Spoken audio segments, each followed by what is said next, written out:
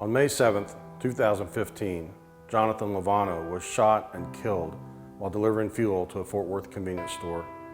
This senseless act took from us a great young driver and an even better person.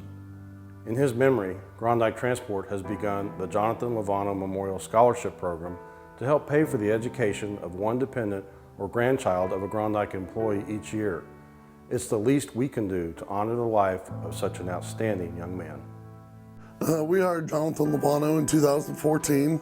He actually showed up to our first open house we held. Was a really nice guy. We interviewed him on the spot, which we didn't do to very many people that day. He was just such an impressive young man that we wanted to get him in. I'll never forget the first day he started. I had to fill out his paperwork to get uniforms. And I said, "What do you want on your name tag?" And he said, "Jono, J-O-N-O." And from that day forward, it was just a delight to be around him.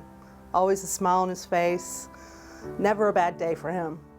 Jonathan was the kind of guy who would take his own time out to stop and pull over for somebody who was broken down on the side of the road, or go out and play with the kids in his neighborhood and spend time with them and be a good mentor.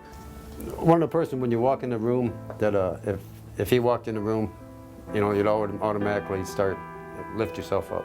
I mean, he was happy-go-lucky. If anything bothered him, you never knew it. He'd give you the shirt off his back, man. He literally never met a stranger. I mean, everybody was a friend to him. Just a good person, man. A really good guy. Jonathan volunteered after everything that happened in Ferguson, Missouri. They needed help up there hauling fuel, and Jonathan was quick to raise his hand and said he'd go up there. Man, every time I'd get in my truck in the mornings, it would just be spotless. I mean, it looked like he spent 4 hours detailing it, you know, after working a 12-hour shift. That was his big thing, apparently, with his house and his vehicles, everything. He just was a neat freak, so to say.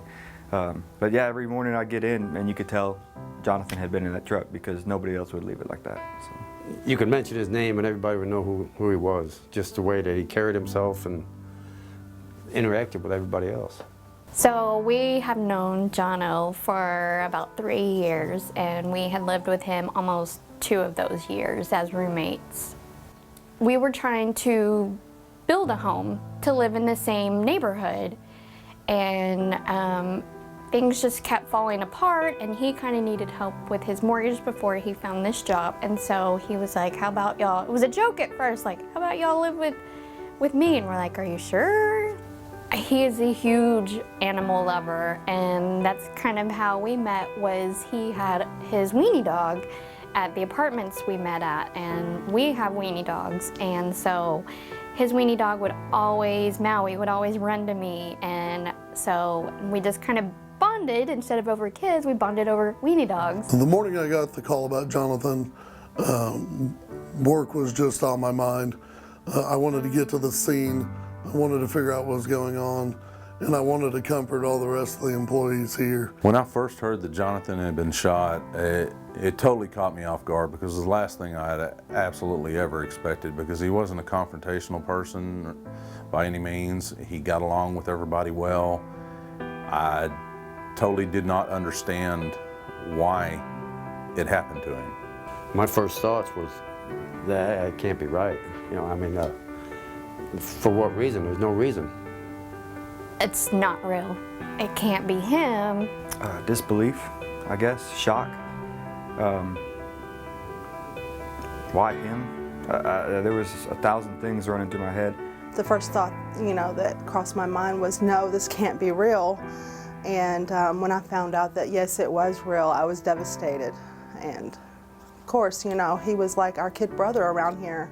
I think Jonathan he'd probably be pretty humble about the scholarship. He never necessarily wanted accolades for anything he did.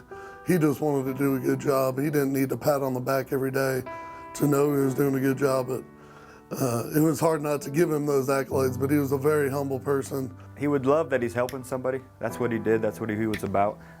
He helped everybody he came across. So to see a scholarship in his name, he would like that. He would like that he's helping somebody. I think it's awesome what Groendyke is doing, and I don't think there could be a better name to carry on the scholarship. I think it's a really good deal. There was no provocation, no rhyme or reason for what happened to Jonathan that day. He was simply a victim of horrific violence. But his brilliant story won't end on that somber note.